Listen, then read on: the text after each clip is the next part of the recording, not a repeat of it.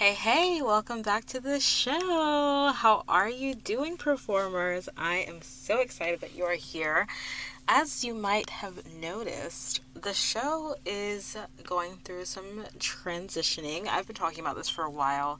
It's a slow transition, okay? It's a slow crawl, but we are getting to the finish line soon enough, God willing. Okay, so one of the changes is that the name of the show is going to be Creatively Performing Arts Podcast. This is something that I have. It's been a work. It's been a work in progress. Is that what the word is? Yes, it's been a work in progress. Because I knew that I wanted to really focus on the performing arts more. As you guys already know, I've been talking about this for a while, really focusing on singing and performing as like the focus of the creative passion that I believe that you as a listener and I myself as an artist really want to focus on. So that being said, I knew that I wanted the performing arts or theater or something like that to be in the title, but I just could not let go of the creatively part of it. You know what I mean? I love that idea of really just living creatively and having that freedom to live creatively, specifically as a performing artist. So I wanted to keep that in it, and that's now the name of my business, the name of my online voice and the performing arts studio, called Creatively Performing Arts. Check us out on Instagram and on Facebook, all the things. And so I was like, well, I might as well just change the podcast to that too. And the podcast community that I'm in was really supportive and helpful and like helping me kind of navigate that. And I really like the name, so I think that's what we're gonna do. Creatively Performing Arts Podcast. Let me know what you think of the name change, okay? But yeah, so that's what it is. I'm still working on the podcast art, like the graphic, getting that updated, so just keep a lookout for that. It's gonna be fun. It's gonna be good, okay? So today specifically, let's get into the episode, because that's what you're here for. Today's episode is really to help you, again, like at the beginning stages. I'm all about the beginning stages because I know what it's like to have been kind of like in a period of your life where you are feeling like you're not really engaging in your gifts as much. You're not really engaging in the things that you love to do creatively as much as you would like to, or at all.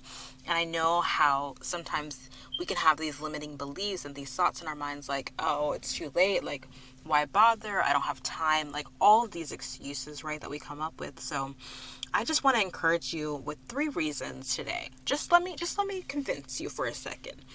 3 super simple, quick reasons why you absolutely can and should start singing today. Focusing on singing, okay? How can you start, like, or why should you start singing today? I'm going to tell you. We're going to get into that right now, okay? Hey performer, welcome to the Creatively Performing Arts Podcast. Are you ready to get back to your creative passion for singing and performing again? Do you find yourself Googling, is it too late to start dancing, or songs for auditions?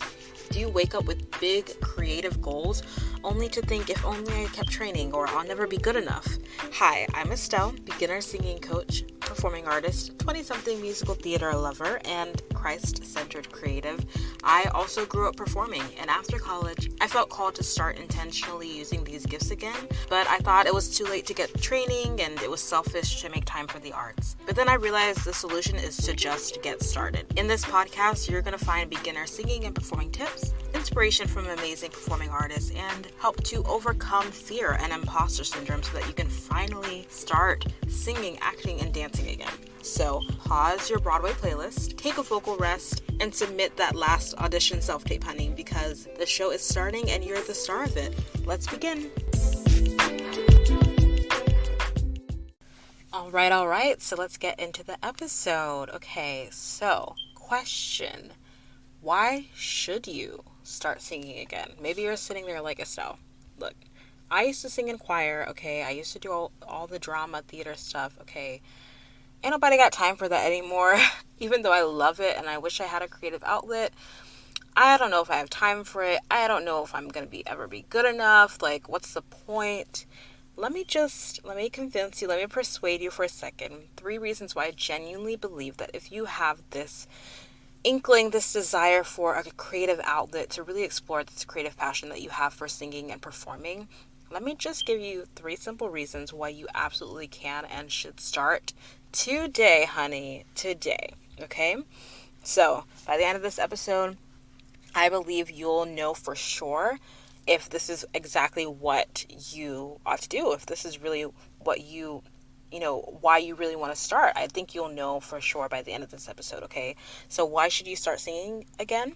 Number one is if you used to sing and you loved doing it. Very simple. You guys know I like to try to keep it simple. I try to. I hope I do. Let me know if I do.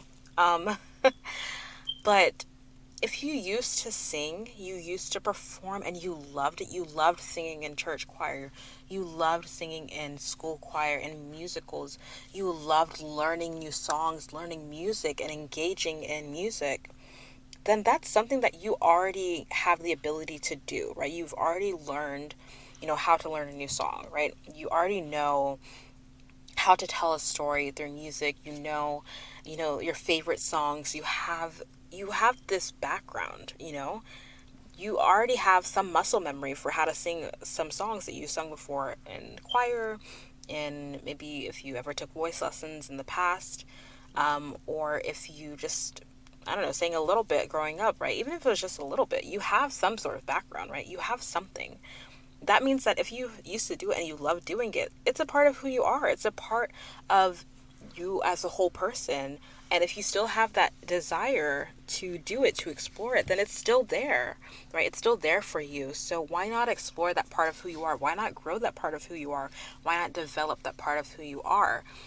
When it's something that you used to do and you loved it, It's not just something, oh yeah, it was cool, like it was whatever. Okay, fine. Sure. You probably don't even have a desire to pick it up again. That's fine.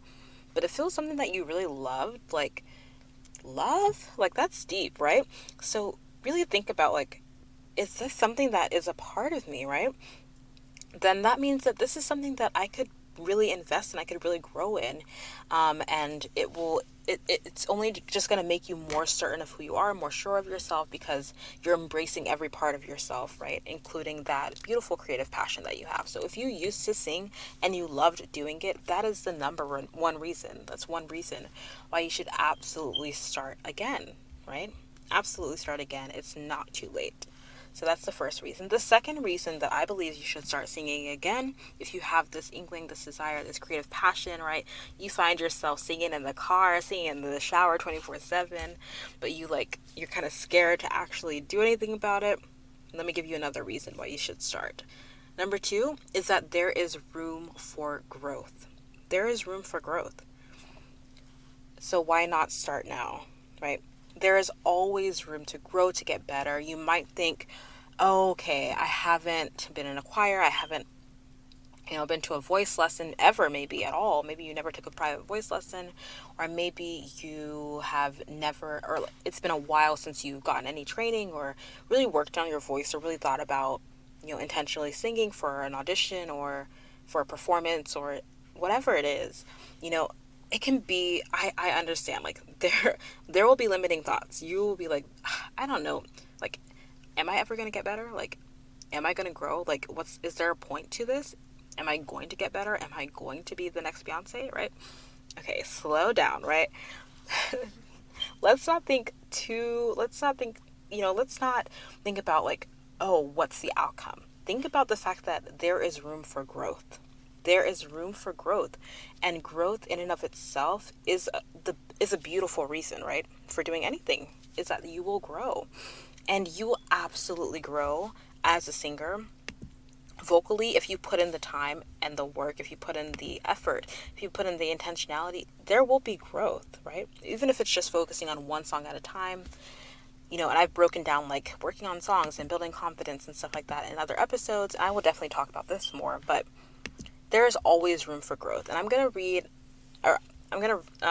read you a little bit of this article from Penn State University. They had an article titled "Probing Question: Can Anyone Be Taught How to Sing?" And now I'm assuming that if you have, been singing before in the past, You probably know that you have a good voice, or that you have a decent voice, or that you have some ability to sing.